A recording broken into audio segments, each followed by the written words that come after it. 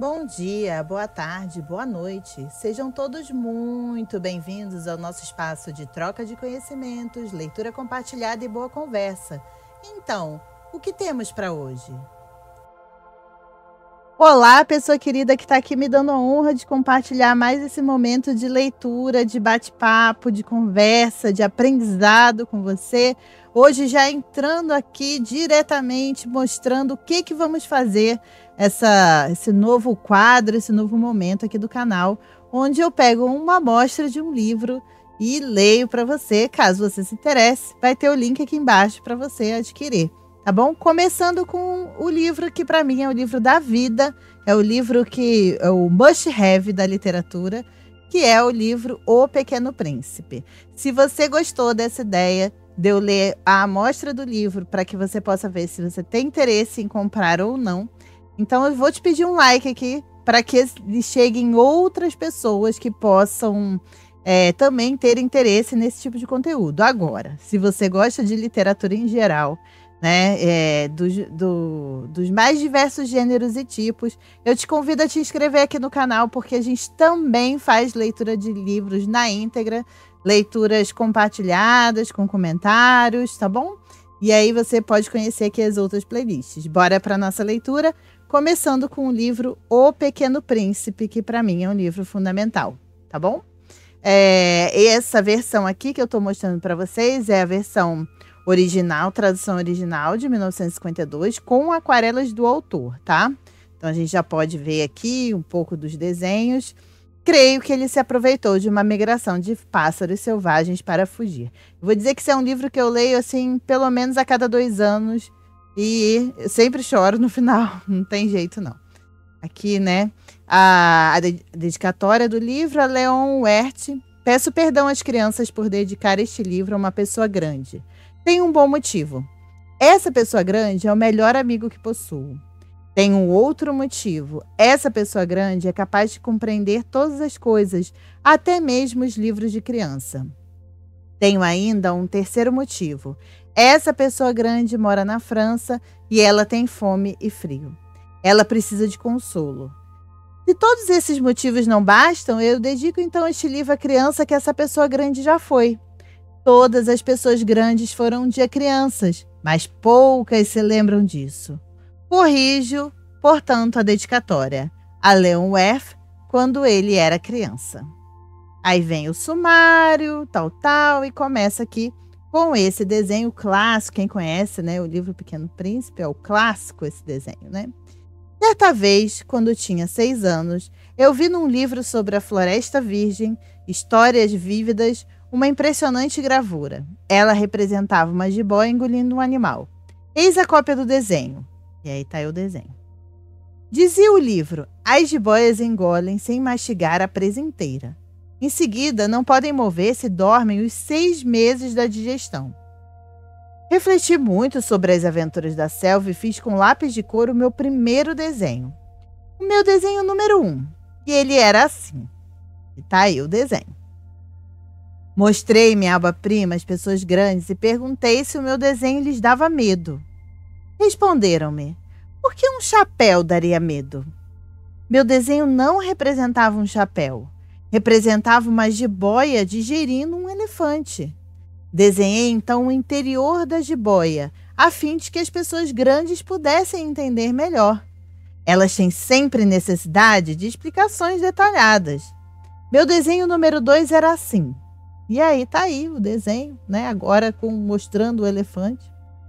As pessoas grandes aconselharam-me a deixar de lado os desenhos de jiboias abertas ou fechadas e a dedicar-me de preferência à geografia, história, matemática, gramática. Eu também acho que eu também me autodirecionei nesse sentido aí. Foi assim que abandonei aos 6 anos uma promissora carreira de pintor. Fora desencorajado pelo insucesso do meu desenho número 1 e do meu desenho número 2. As pessoas grandes não compreendem nada sozinhas e é cansativo para as crianças ficar toda hora explicando. Tive então que escolher outra profissão e aprendi a pilotar aviões. Voei por quase todas as regiões do mundo. E geografia, é claro, me ajudou muito. sabia distinguir no relance a China e o Arizona. Isso é muito útil quando se está perdido na noite.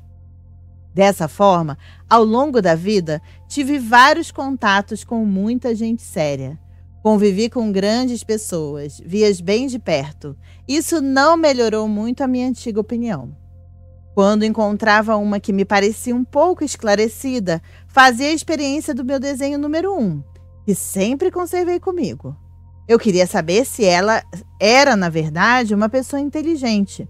Mas a resposta era sempre a mesma: é um chapéu. Então eu não falava nem de jiboias, nem de florestas virgens, nem de estrelas. Colocava-me no seu nível. Falava de bridge, de golfe, de política, de gravatas, e a pessoa grande ficava encantada de conhecer um homem tão razoável. Vivi, portanto, só, sem alguém com quem pudesse realmente conversar, até o dia em que uma pane obrigou-me a fazer um pouso de emergência no deserto do Saara há cerca de 6 anos. Alguma coisa se quebrara no motor. E como não trazia comigo nem mecânico nem passageiros, preparei-me para executar sozinho aquele difícil conserto. Era para mim questão de vida ou morte.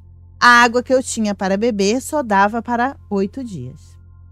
Na primeira noite adormeci sobre a areia, a quilômetros e quilômetros de qualquer terra habitada. Estava mais isolado que um náufrago num bote perdido no meio do oceano. Imaginem qual foi a minha surpresa quando, ao amanhecer, uma vozinha estranha me acordou e dizia: "Por favor, desenha-me um carneiro." "O quê?" "Desenha-me um carneiro."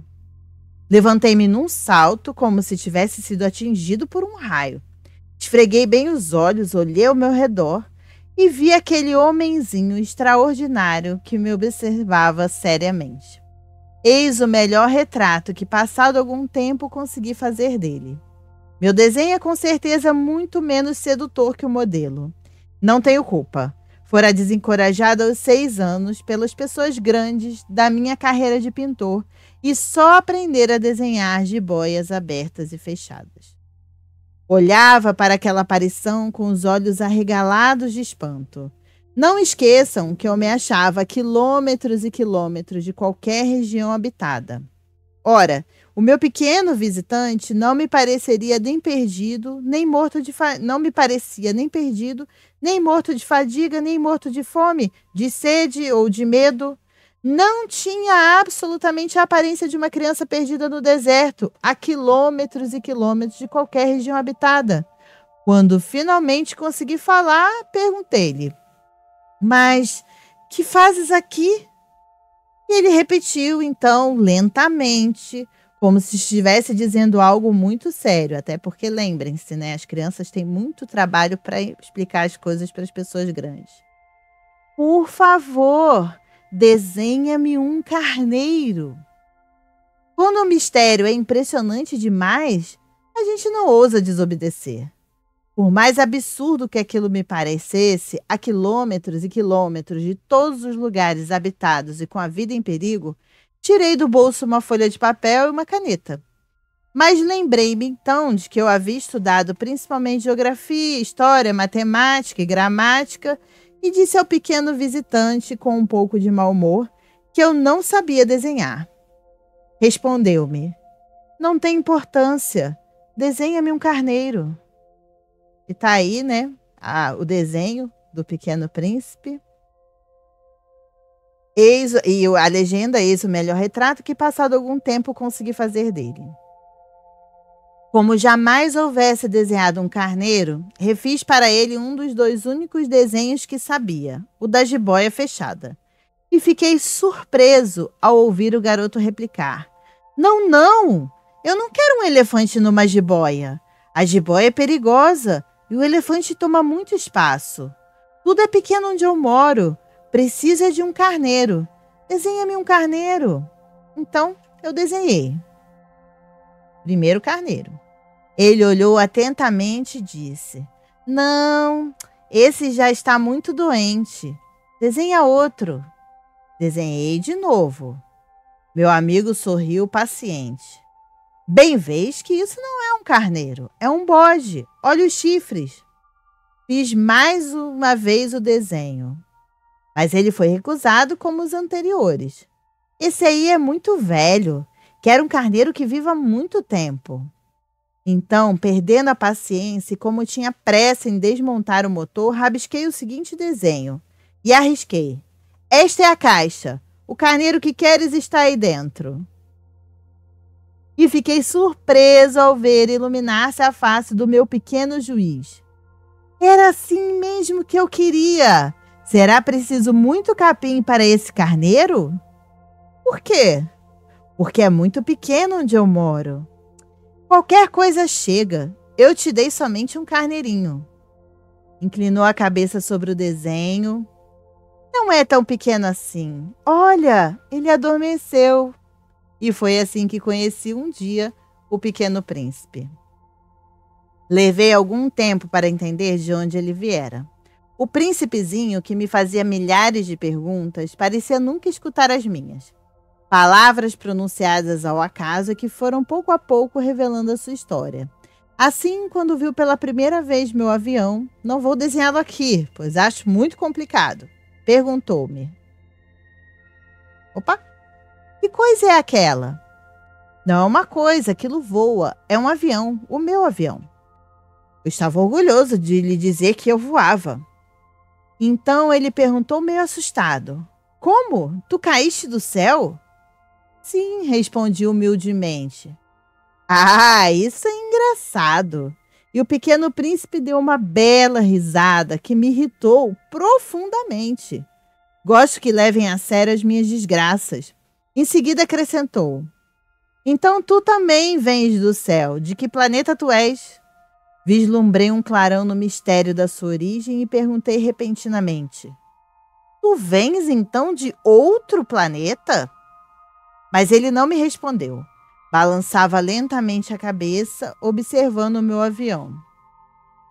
É verdade que nisto aí não pode ter vindo de muito longe. Mergulhou então num pensamento que durou algum tempo. Depois, tirando do bolso o meu carneiro, ficou contemplando o seu tesouro. Imaginem como eu ficara intrigado com aquela simples menção a outros planetas. Esforcei-me então por saber um pouco mais. De onde vens, meu caro? Onde é a tua casa? Para onde queres levar o meu carneiro? Ficou algum tempo em silêncio e depois respondeu. O bom é que a caixa que me deste poderá à noite servir de casa para ele. Sem dúvida. E se tu fores um bom menino, te darei também uma corda para amarrá-lo durante o dia e uma estaca para prendê-lo. A proposta pareceu chocá-lo. Amarrar? Que ideia estranha! Mas se tu não o amarrares, ele vai-se embora e se perde. E meu amigo deu uma nova risada. Olha ele aí no planetinha dele. O príncipezinho sobre o asteroide B612. Mas aonde pensas que ele vai? Não sei, por aí, andando sempre em frente? Então o Pequeno Príncipe disse, muito sério. Não faz mal, é tão pequeno onde eu moro. E depois, talvez com um pouco de tristeza, acrescentou ainda. Quando a gente anda sempre em frente, não pode mesmo ir longe. Eu aprender assim uma segunda coisa importantíssima. O seu planeta de origem era pouco maior que uma casa. Para mim, isso não era surpresa. Eu sabia que além dos grandes planetas, Terra, Júpiter, Marte ou Vênus, aos quais se deram nomes, há centenas e centenas de outros, por vezes tão pequenos que mal se veem no telescópio. Quando um astrônomo descobre um deles, dá-lhe por nome um número. Chama-o, por exemplo, asteroide 325. Tenho sérias razões para supor que o planeta de onde viera o príncipe era o asteroide B612. Esse asteroide só foi visto uma vez ao telescópio em 1909 por um astrônomo turco. Ele fizera na época uma grande demonstração da sua descoberta num congresso internacional de astronomia. Mas ninguém lhe dera crédito por causa das roupas típicas que usava. As pessoas grandes são assim. Felizmente, para a reputação do asteroide B612, Um ditador turco obrigou o povo, sob pena de morte, a vestir-se à moda europeia. O astrônomo repetiu sua demonstração em 1920, vestido numa elegante casaca. Então, dessa vez, todo mundo as acreditou. Se lhes dou esses detalhes sobre o asteroide B612, lhes confio o seu número, é por causa das pessoas grandes. Elas adoram os números. Quando a gente lhes fala de um novo amigo, as pessoas grandes se interessam em saber como ele realmente é. Não perguntam, jamais se interessam em saber como ele realmente é. Não perguntam nunca qual o som da sua voz, quais os brinquedos que prefere. Será que ele coleciona borboletas? Mas perguntam, qual é a sua idade? Quantos irmãos ele tem? Quanto pesa? Quanto seu pai ganha? Somente assim é que eles julgam conhecê-lo. Se dizemos às pessoas grandes, vi uma bela casa de tijolos cor-de-rosa, gerânios na janela, pombas no telhado, elas não conseguem de modo algum fazer uma ideia da casa. É preciso dizer-lhes, vi uma casa de 600 mil reais. Então elas exclamam, que beleza! Assim, se a gente lhe disser a prova de que o príncipezinho existia, que ele era um encantador, que ele ria e que ele queria um carneiro, quando alguém quer um carneiro é porque existe. Elas pouco se importarão e nos chamarão de crianças. Mas se dissermos o planeta de onde ele vinha é o asteroide B612, ficarão inteiramente convencidas e não amolarão com perguntas. Elas são assim mesmo. É preciso não lhes querer mal por isso. As crianças têm que ter muita paciência com as pessoas grandes. Mas, com certeza, para nós que compreendemos o significado da vida, os números não têm tanta importância. Gostaria de ter começado essa história como nos contos de fada. Gostaria de ter começado assim. Era uma vez um pequeno príncipe que habitava um planeta um pouco maior que ele e que precisava de um amigo. Para aqueles que compreendem a vida, isso pareceria sem dúvida muito mais verdadeiro. Não gosto que leiam meu livro superficialmente. Dá-me tanta tristeza narrar estas lembranças. Já faz 6 anos que meu amigo se foi com seu carneiro. Se tento descrevê-lo aqui é justamente porque não quero esquecê-lo. É triste esquecer um amigo. Nem todo mundo tem um amigo. E eu corro o risco de ficar com as pessoas grandes, que só se interessam por números. Foi por isso que comprei um estojo de aquarelas e alguns lápis. É difícil voltar a desenhar na minha idade, principalmente quando não se fez outra tentativa além das jiboias fechadas e abertas aos 6 anos. Experimentei, é claro, fazer os retratos mais fiéis que puder, mas não tenho muita certeza de conseguir. Um desenho parecerá passável, outro já é inteiramente diferente. Engano-me também no tamanho, ora o príncipezinho está muito grande, ora pequeno demais. Hesito também quanto à cor das suas roupas. Vou arriscando então aqui e ali. Provavelmente esquecerei detalhes dos mais importantes. Peço que me perdoem. Meu amigo nunca dava explicações. Julgava-me talvez semelhante a ele. Mas infelizmente não sei ver carneiros através das caixas. Talvez eu seja um pouco como as pessoas grandes. Devo ter envelhecido. A cada dia eu ficava sabendo mais alguma coisa do seu planeta, da partida, da viagem, mas isso devagarzinho, ao acaso das informações colhidas de suas observações. Foi assim que vim a conhecer no 3º dia o drama dos baobás. Dessa vez ainda foi graças ao carneiro, pois de repente o pequeno príncipe me perguntou como se tivesse um sério problema. É verdade que os carneiros comem arbustos? Sim, é verdade. Ah, que bom! Não entendi imediatamente porque era tão importante que os carneiros comessem arbustos. Mas o pequeno príncipe acrescentou. Então eles comem também os baobás? Expliquei ao príncipezinho que os baobás não são arbustos, mas árvores grandes como igrejas.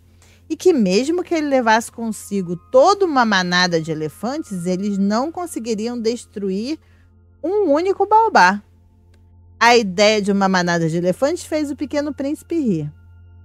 Seria preciso colocar um em cima do outro, mas sabiamente observou em seguida. Os baobás, antes de crescerem, são pequenos.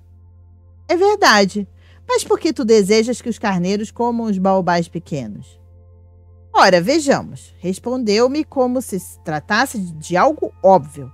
E foi-me preciso um grande esforço para decifrar sozinho este problema. E aqui é a figura dos elefantes, um em cima do outro, né? De fato, no planeta do Pequeno Príncipe havia, como em todos os outros planetas, ervas boas e más. Consequentemente, sementes boas de ervas boas e sementes más de ervas más. Mas as sementes são invisíveis, elas dormem nas entranhas da terra até que uma cisme de despertar. Então ela se espreguiça e lança timidamente para o sol um inofensivo galinho. Se for de roseira ou rabanete, podemos deixar que cresça à vontade. Mas quando percebemos que se trata de uma planta ruim, é preciso que a arranquemos imediatamente. Ora, havia sementes terríveis no planeta do Pequeno Príncipe, as sementes de baobá. O solo do planeta estava infestado. E quando não se descobre que aquela plantinha é um baobá, nunca mais a gente consegue se livrar dela, pois suas raízes penetram o planeta todo, atravancando. E se o planeta for pequeno e os baobás numerosos, o planeta acaba rachando. É uma questão de disciplina, disse mais tarde o príncipezinho. Quando a gente acaba a higiene matinal, começa a fazer com cuidado a higiene do planeta. É preciso que nos habituemos a arrancar regularmente os baobás logo que se diferenciem das roseiras, com as quais muitos se parecem quando pequenos. É um trabalho sem graça, mas de fácil execução. E um dia aconselhou-me a fazer um belo desenho para que as crianças do meu planeta tomassem consciência desse perigo. Se algum dia tiverem de viajar, explicou-me, poderá ser útil para elas. Às vezes não é inconveniente em protelar um trabalho, mas quando se trata de baobás, é sempre uma catástrofe. Conheci um planeta habitado por um preguiçoso. Ele havia deixado que ali crescessem 3 arbustos. E de acordo com as orientações do Pequeno Príncipe, desenhei o tal planeta. Não gosto de assumir o tom de moralista, mas o perigo dos baobás é tão pouco conhecido e tão grandes são os riscos para aquele que um dia se perca num asteroide, que ao menos uma vez abro exceção e digo: crianças, cuidado com os baobás. Foi para advertir meus amigos de um perigo que há tanto tempo os ameaçava, como a mim, e do qual nunca suspeitamos, que tanto caprichei naquele desenho. A mensagem que eu transmitia era de grande importância. Perguntarão talvez, por que não há neste livro outros desenhos tão impressionantes como o dos baobás? A resposta é simples. Tentei, mas não consegui. Quando desenhei os baobás, estava inteiramente tomado pela iminência de seu perigo. E está aí o desenho caprichado de 3 baobás num asteroide. Ou de baobás. E aí, você gostou dessa amostra? Aqui tá, ó, onde você pode encontrar esse livro. Se você tem o Kindle Unlimited, ele vai sair de graça para você, você pega emprestado. Se você não tem, você pode adquirir a versão Kindle por R$ 4,90 na Amazon. E também você pode adquirir a versão física usando esse mesmo link que está aqui embaixo na descrição do vídeo. Assim, você vai lá, continua a sua leitura, ajuda o canal a se manter, tá bom? É o meu link de afiliada, diretamente para lá. Você entra lá, escolhe se você quer a versão Kindle. E se você não tem o aparelho do Kindle, sabe que no celular, no tablet, mesmo no computador, a gente instala o aplicativo e usa tranquilamente, tá bom? Então, eu te agradeço muito pela sua companhia. Espero que você tenha gostado. Fique bem, sinta-se convidado a conhecer outros vídeos aqui do canal. Cuide-se bem, um beijo, paz e luz. Até a próxima e tchau. Tchau!